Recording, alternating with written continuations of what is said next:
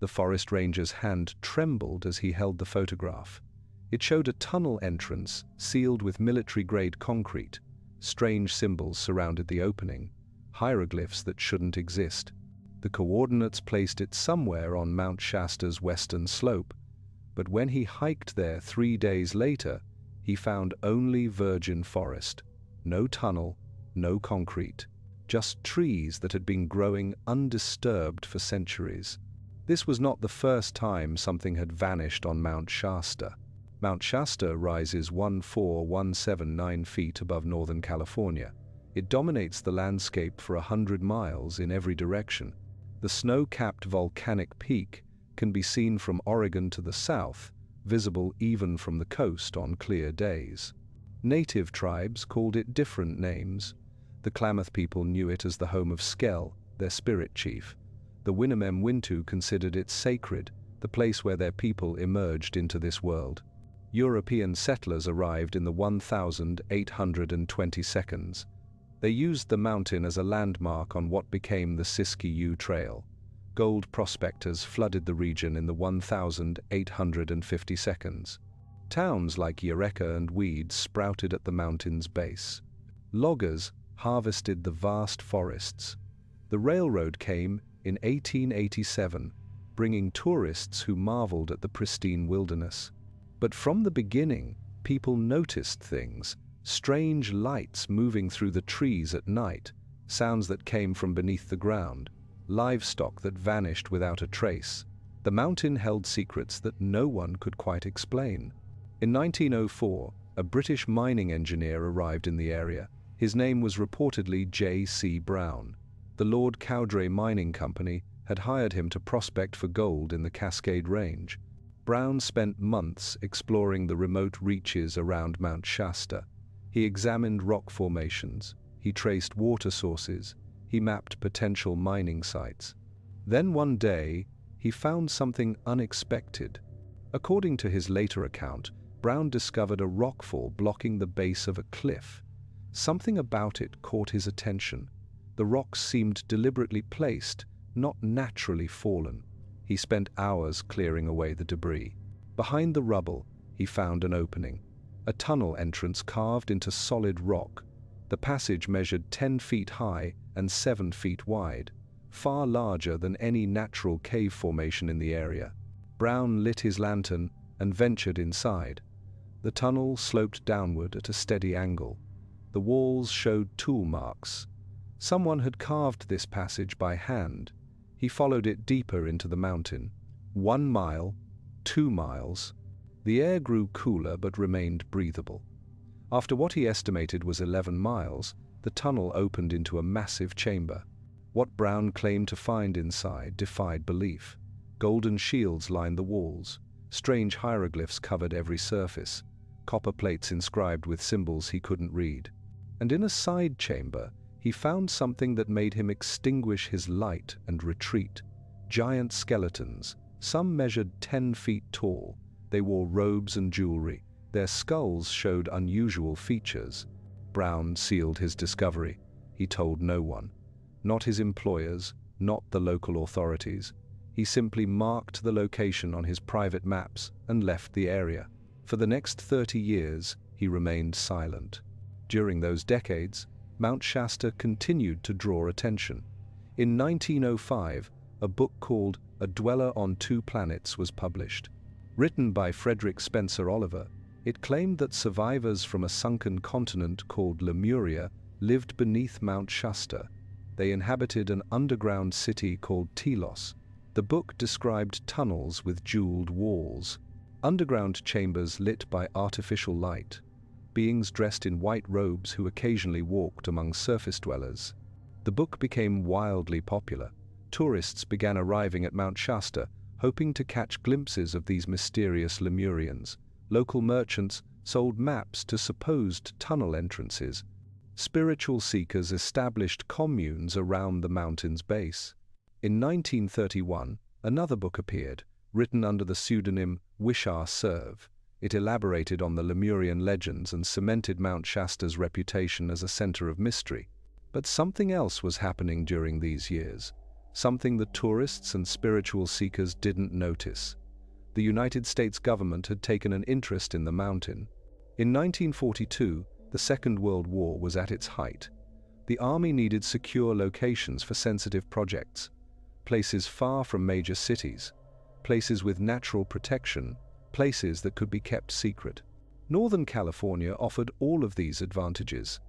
Mount Shasta, in particular, presented unique opportunities. The mountain's volcanic structure meant it was riddled with natural caves. Lava tubes extended for miles beneath the surface. Some reached depths that would survive a direct nuclear blast. The remote location meant few witnesses. The thick forests provided natural concealment, and local folklore about Lemurians and underground cities could explain away any unusual activity. People would assume they were seeing evidence of mythical beings rather than military operations. Records from this period remain classified, but local residents noticed changes. Heavy trucks appeared on roads that led nowhere. Helicopters flew patterns over supposedly uninhabited areas. Sections of federal land became restricted without explanation. People who hiked too far into certain valleys were turned back by armed guards who wore no insignia. In 1949, the Soviet Union detonated its first atomic bomb. The Cold War accelerated. America needed fallout shelters for government continuity, deep underground facilities where military command could survive nuclear attack. The Rand Corporation began studying deep underground construction techniques in 1958. They explored the possibility of building entire complexes beneath mountains. Places like Cheyenne Mountain in Colorado became templates for similar facilities elsewhere.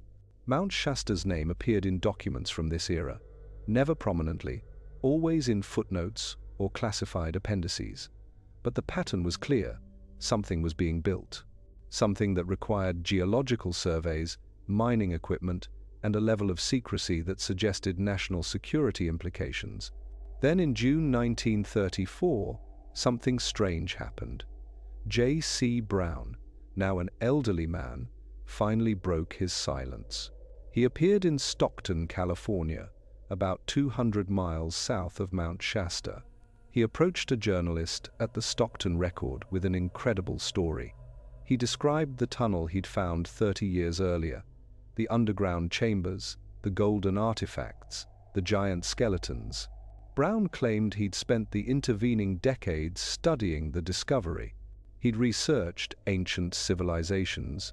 He'd compared the hieroglyphs to known languages.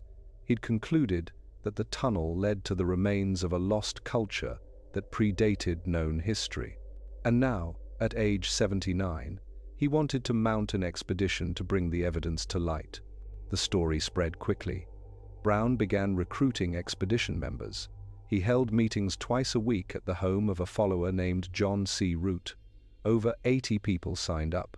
They included a museum curator, a newspaper editor, several scientists, and dozens of enthusiastic volunteers. Some quit their jobs, others sold their possessions. Brown promised to lead them to the tunnel on the 19th of June. They would depart from Root's house that afternoon. The 19th of June arrived. The expedition members gathered. They waited. Hours passed. Brown never appeared. No one ever saw him again. No body was found. No forwarding address. No explanation. He had simply vanished. Some expedition members suspected foul play. They believed Brown had been kidnapped or killed to protect the secret. Others thought it was a hoax from the beginning, but Brown had never asked for money. He had nothing to gain from the deception. In recent years, researcher Stephen Sindoni investigated Brown's story. He discovered that a man named John Benjamin Body had lived in England. Body was a mining engineer for Lord Cowdray. He had relatives living across the street from John C. Root in Stockton. Body died in England in 1938, 4 years after Brown's disappearance. Sindoni believes Body and Brown were the same person. That Brown was simply an alias. But this only deepens the mystery. If Body returned to England, why did he abandon his expedition? What made him change his mind?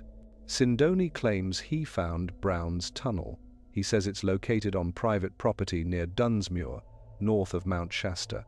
He photographed what appears to be a sealed entrance with hieroglyphic-like markings, but the landowner won't allow access. The site remains unexplored. Whether it's Brown's original discovery or something else entirely, we can't know. Meanwhile, disappearances at Mount Shasta continued through the decades. In July 1965, 80-year-old John Nezzer set out alone to climb the mountain. An experienced mountaineer, Nezzer had summited Mount Shasta over 40 times. He left most of his gear at horse camp, carrying only wine, whiskey, and fried chicken for what he expected would be a routine climb. He was last seen at Lake Helen, then he vanished. Despite extensive searches, no trace of Nezzer was ever found. Not his body, not his equipment, nothing. In May 1999, Carl Landers disappeared during a climbing expedition. The 69-year-old from Orinda was an experienced outdoorsman. He felt unwell near Lake Helen and told his companions he would rest before attempting the summit. They continued upward. When they returned hours later, Landers was gone. Search teams led by veteran mountain rescuers found nothing, not a single clue. 25 years later, the disappearance remains unexplained. In September 2011, a 3-year-old boy wandered away from Fowler's campground. The family quickly alerted authorities. Hundreds of people joined the search. 5 hours later, they found the boy walking near the campground, unharmed but disoriented. When his grandmother questioned him later, the child told a disturbing story. He said a woman who looked like his grandmother had taken him into a cave. Inside, he saw robots and strange beings. They wanted to study him. Eventually, they became angry and released him. The child's grandmother was troubled by this account. She remembered her own experience from a year earlier. While camping near Mount Shasta, she had woken up one morning lying face down in mud, far from her tent. She hadn't been drinking. She had no memory of leaving her sleeping bag. The incident had frightened her, but she'd tried to dismiss it. Now her grandson's story brought it rushing back. In May 2025, Lesnar Noé Velasquez Cardenas vanished after telling a taxi driver he wanted to climb Mount Shasta. The 1-year-old had no hiking experience. None of his friends were climbers. He'd just flipped his car on a rural road outside Redding. Instead of seeking help, he took a 2-hour cab ride to the mountain. He was dropped at McBride Springs, an unusual starting point for any climbing route. He had no gear, only his passport. Everything else, including his wallet and cash, was later found at his roommate's house. Lead climbing ranger Nick Myers called it one of the strangest cases he'd encountered in 20 years on the mountain. The weather had been clear, the terrain wasn't particularly dangerous. Simply walking downhill would lead anyone back to a road. Yet Cardenas disappeared without a trace. No gear was found, no sightings, nothing. Myers could only conclude that either Cardenas didn't want to be found or something else had happened. In July 2024, 2 women from Chico drove toward Mount Shasta. Dolores Sakamoto, 84, and her daughter Vivian Luna, 64, told neighbors they were going to church. They never arrived. Cell phone records placed them near Mount Shasta Ski Park. Then all contact ceased. Multi-agency searches using aircraft, dogs, and dozens of officers found nothing. Their vehicle was never located. The case remains open. These disappearances share common elements: experienced outdoorsmen vanishing without a trace, missing persons last seen in specific areas of the mountain, search teams finding absolutely no evidence despite extensive efforts, and always that nagging sense that the mountain itself is hiding something. Strange lights have been reported around Mount Shasta for over a century.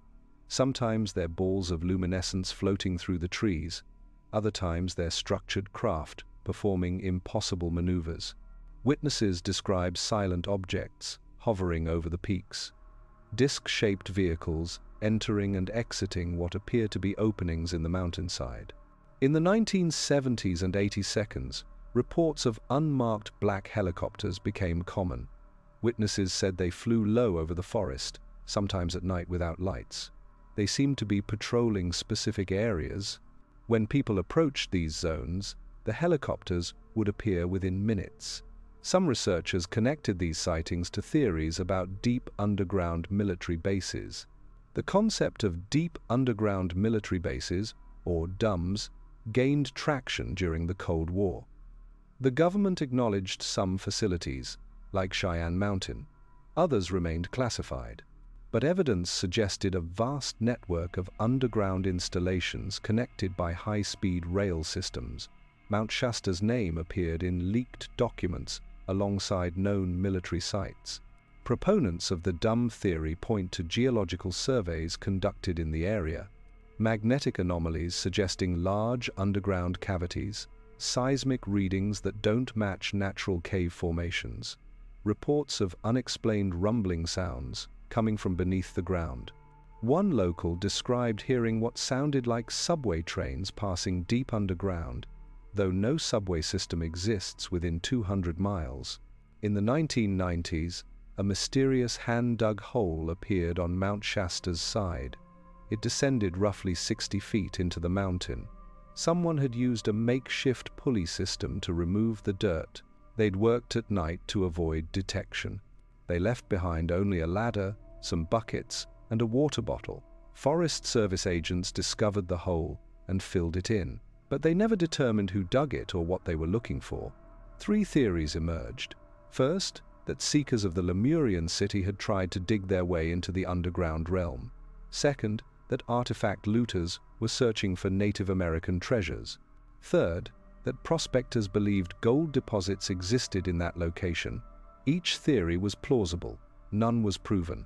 The hole's purpose remains unknown.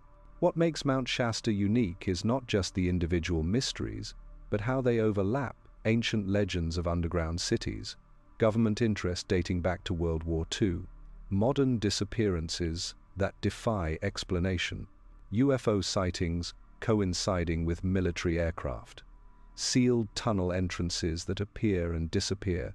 Each element could be dismissed on its own. Together, they form a pattern. Consider what we know for certain. The US government built deep underground facilities during the Cold War.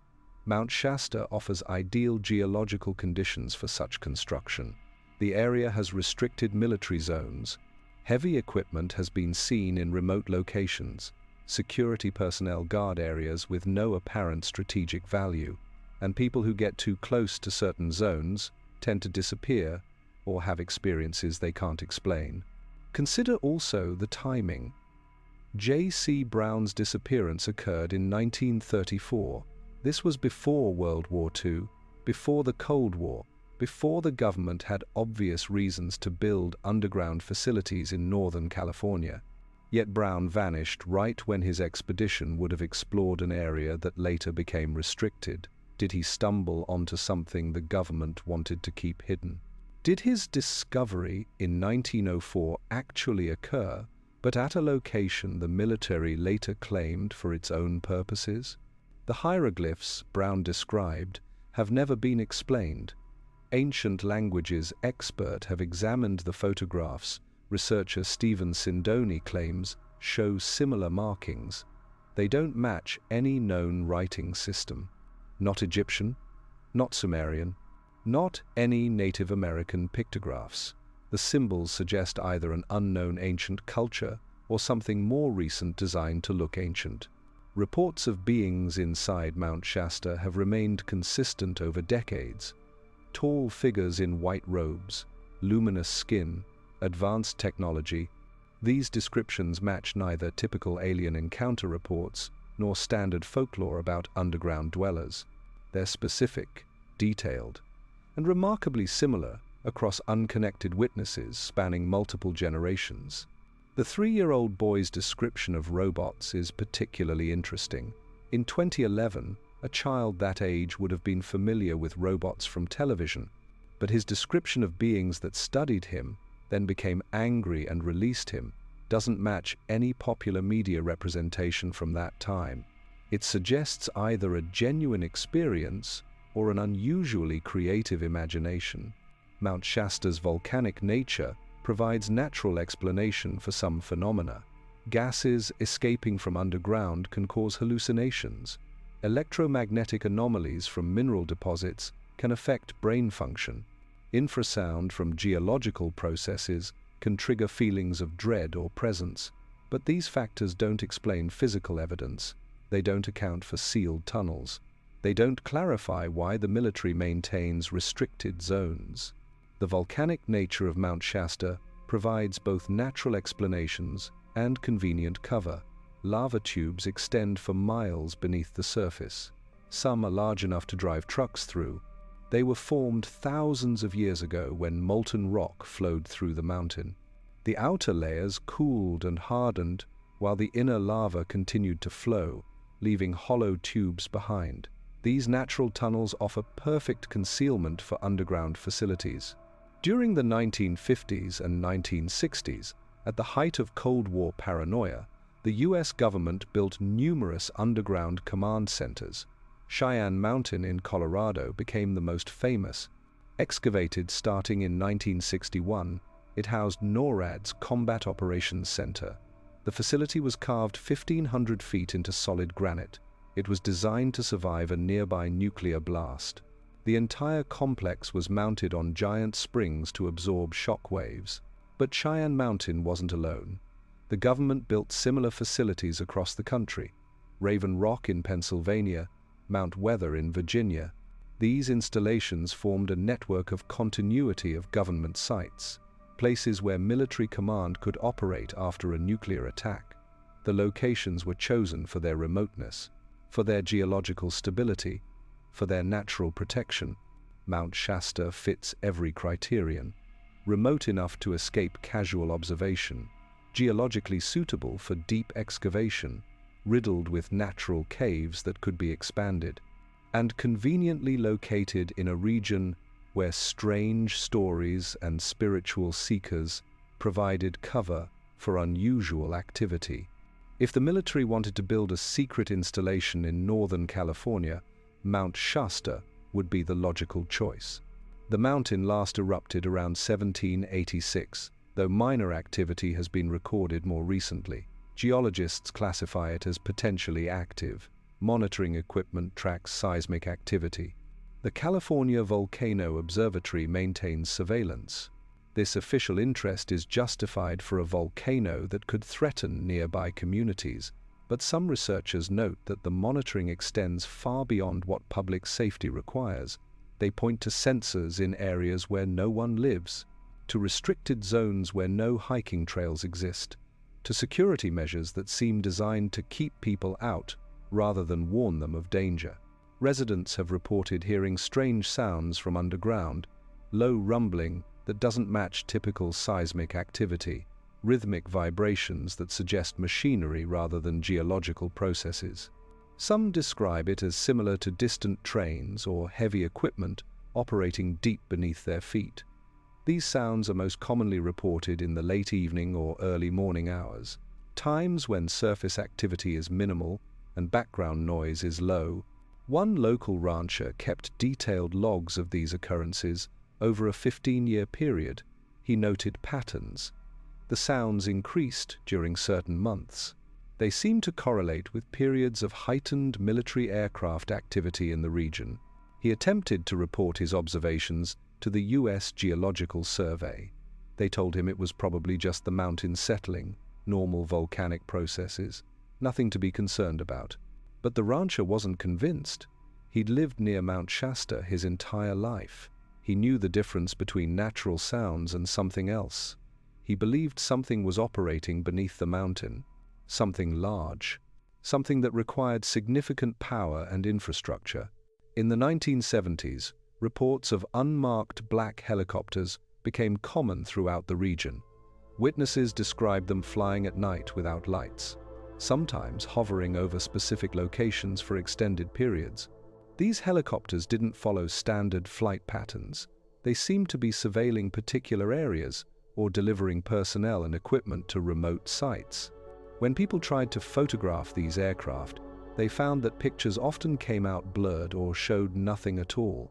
Whether this was due to equipment malfunction or some form of electronic countermeasure remains unclear, but the pattern was consistent enough to be noticed. Military helicopters are not unusual in Northern California. There are legitimate training areas, emergency response operations, search and rescue missions. But the frequency and behavior of these unmarked flights suggested something beyond routine activity. They appeared in weather conditions that would normally ground aircraft. They operated in areas with no apparent tactical value, and they invariably appeared near locations associated with unexplained phenomena. During the Vietnam War era, there were unconfirmed reports of increased construction activity in remote areas around Mount Shasta. Locals reported seeing convoys of trucks hauling materials up forest roads, heavy equipment being transported to locations far from any development projects. The official explanation, when one was given, involved Forest Service maintenance or geological surveys, but the scale of the activity seemed disproportionate to these stated purposes. One construction worker who claimed to have been involved in a project near Mount Shasta in 1968 later gave an anonymous interview. He described being hired through a private contractor. The job required a security clearance. He and his crew were transported to the site by helicopter. They worked underground, expanding what appeared to be a natural cave system. The work took 3 months. When it was finished, they were flown out and told never to discuss the project. The workers said the excavation went deep, much deeper than would be necessary for any civilian purpose. They installed reinforced concrete walls, ventilation systems, electrical conduits capable of handling enormous loads. He estimated that whatever facility they were preparing could house hundreds of people, but he never learned what it was for. The project was so compartmentalized that workers only saw their specific area. Guards prevented them from exploring. After the job ended, he tried to locate the site on topographical maps. The coordinates he remembered didn't show any structures, just wilderness. He considered going back to look for it, but thought better of the idea. The security warnings he'd signed had been explicit. Violations would result in federal prosecution. This testimony, if accurate, suggests that underground construction at Mount Shasta occurred during a period when the government was actively building similar facilities elsewhere. The timing coincides with the escalation of Cold War tensions, with the development of intercontinental ballistic missiles, with the realization that nuclear war could destroy traditional command centers. Whether the Mount Shasta facility, if it exists, ever became operational is unknown. Some of the government's underground installations were abandoned after the Cold War ended. Others remain active, their purposes shifted to different missions. A few have been partially declassified, but many still operate in secrecy, their existence acknowledged only in heavily redacted documents. What makes Mount Shasta particularly intriguing is the convergence of factors: the geological suitability, the historical context, the pattern of disappearances, the persistent reports of unusual activity, the government's continued interest in monitoring the area. Any one of these elements might be dismissed. Together, they create a compelling case that something significant is hidden there. Consider also the pattern of how information about Mount Shasta is controlled. Researchers who investigate the mountain too aggressively sometimes encounter obstacles. Files go missing from local archives. Long-time residents suddenly become reluctant to talk. Property owners deny access to areas they previously allowed people to explore. In 2008, a documentary filmmaker attempted to investigate several of the tunnel entrances described in historical accounts. He secured permissions, he hired guides, he assembled equipment, but days before the scheduled expedition, his permits were revoked without explanation. The stated reason involved environmental concerns, protection of sensitive habitat. Yet the same areas had been accessible to hikers for decades.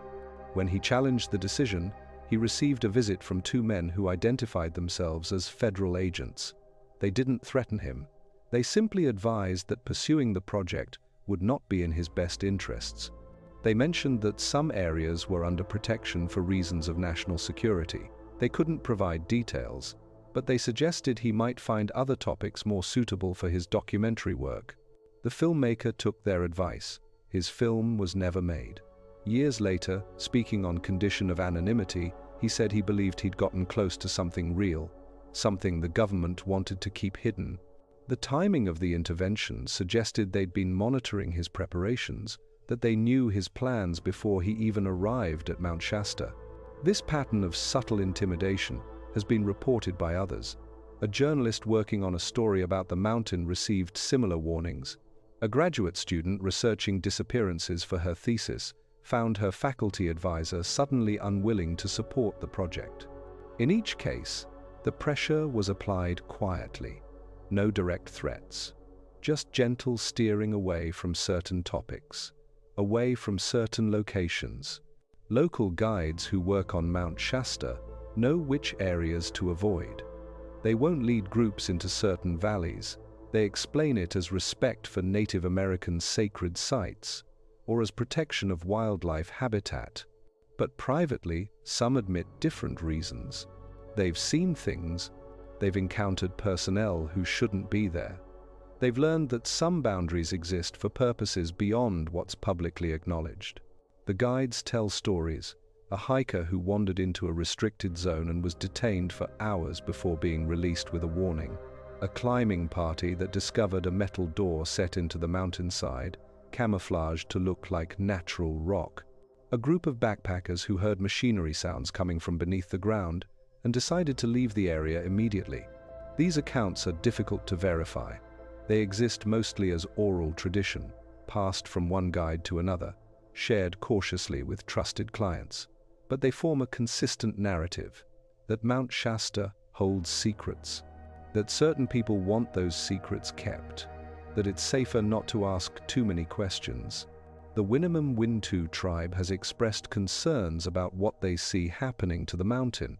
Tribal leader Colleen Sisk has spoken about increased visitation damaging sacred sites, about outsiders treating the mountain as a curiosity rather than a holy place. But she's also hinted at deeper concerns, at activities she can't fully explain, at changes she's observed over decades of caring for the mountain. The tribe maintains that they emerged from Mount Shasta, that their people have been its watchers for thousands of years. This responsibility isn't metaphorical. It's a sacred duty passed down through generations. And part of that duty involves knowing when something is wrong, when the mountain is being disturbed in ways that violate its sanctity. The Native American perspective on Mount Shasta predates all the modern theories. Before anyone spoke of Lemurians or government bases or underground cities, the indigenous people knew the mountain was special. They knew it held power. They knew it should be approached with respect and caution. Their legends warned of spirits who could confuse travelers, of portals that could open to other realms, of beings who dwelt in the deep places. These traditional stories are often dismissed as primitive superstition, but they describe phenomena remarkably similar to modern accounts. People becoming disoriented in areas they know well, time seeming to pass differently in certain locations, encounters with entities that don't quite seem human. The vocabulary has changed, the cultural context has shifted, but the underlying experiences remain constant across centuries. In 1987, the harmonic convergence brought thousands of New Age believers to Mount Shasta. They gathered to meditate and connect with supposed Lemurian energies. The event received national media coverage. Skeptics dismissed it as spiritual theater.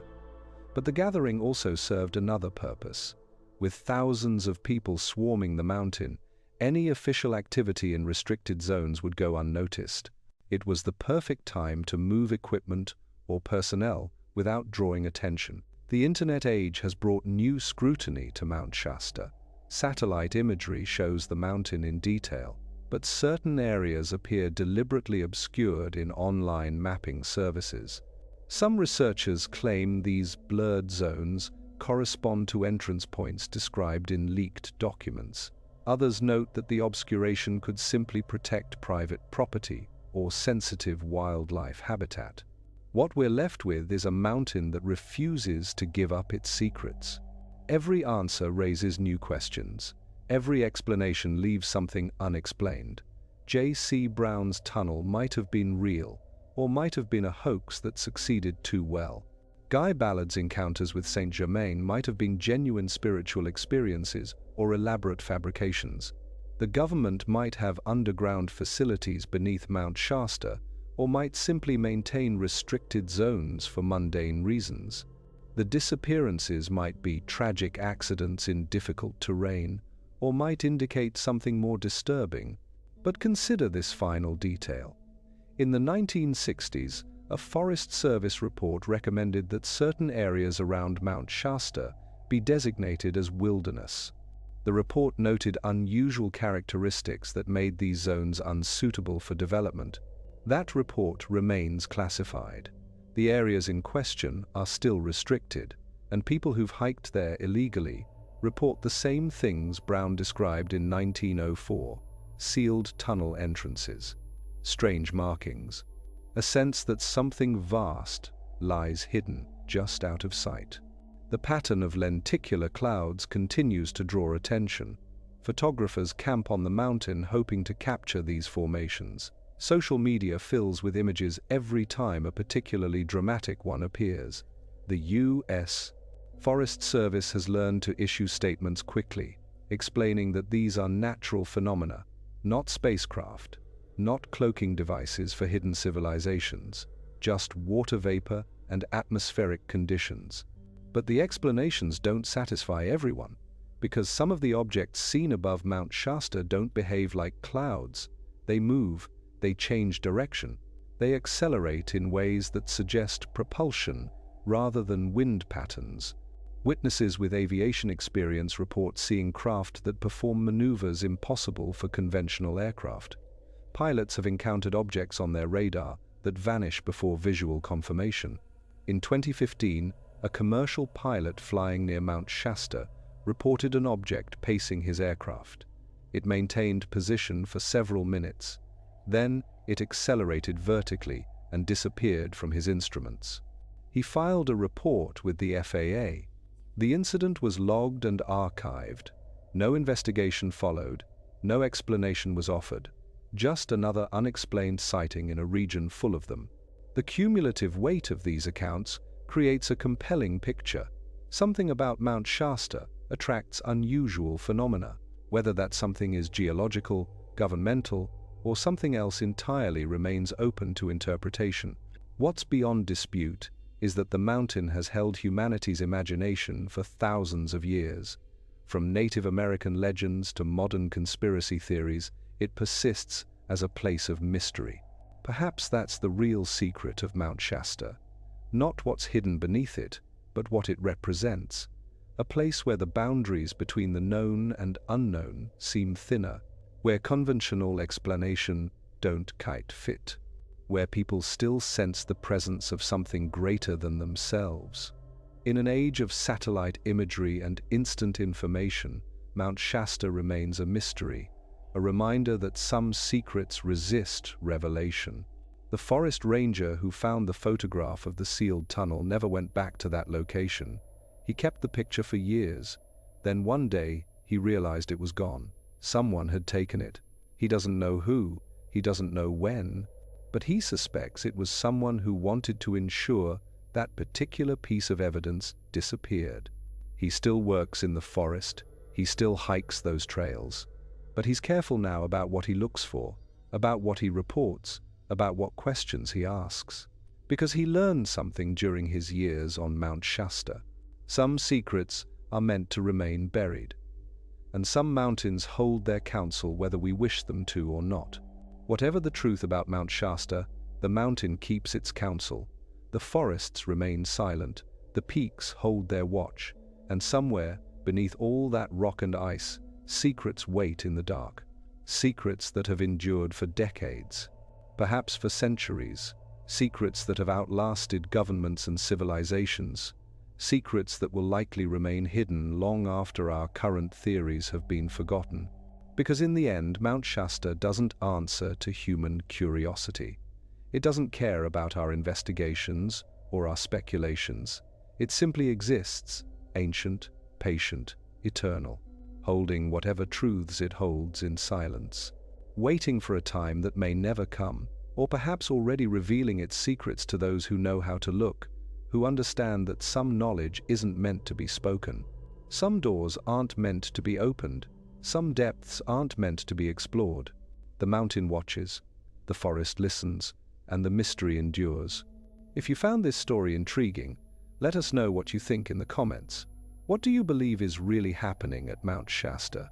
Have your own experiences with strange locations? We'd love to hear about them. And if you enjoyed this investigation, make sure to subscribe for more explorations of the unexplained.